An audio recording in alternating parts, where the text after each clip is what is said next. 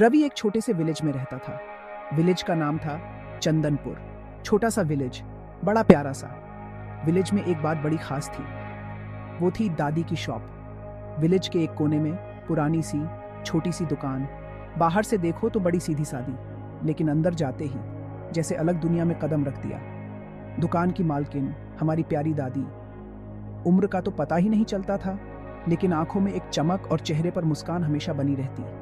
दादी की दुकान में अजीबो-गरीब चीजें मिलती, लेकिन सबसे खास थीं चूड़ियाँ, शीशे की चूड़ियाँ, और हर चूड़ी में एक छोटी सी जड़ी बूटी।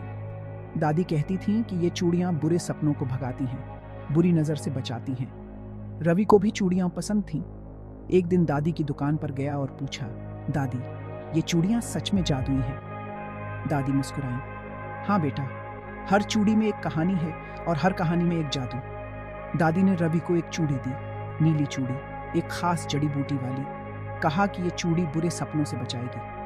रात को रवि ने चूड़ी पहनी और सो गया, और वाकई कोई बुरा सपना नहीं आया। अगले दिन रवि ने दादी को धन्यवाद दिया और पूछा कि चूड़ियों का राज क्या है। दादी बोली, ये चूड़ियाँ सिर्फ शीशे और जड़ी बूटियों से नहीं बनी, लोगों की उम्मीदें हैं, सपने हैं, विश्वास है, यही इनका असली जादू है।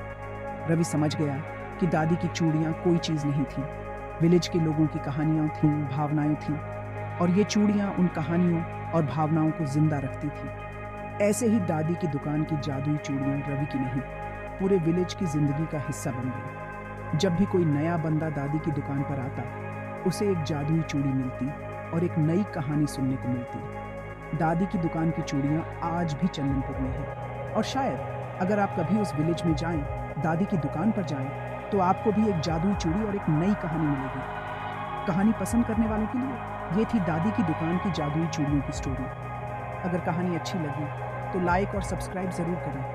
अगली बार फिर मिलेंगे एक नई कहानी लेकर। तब तक के लिए अलविदा।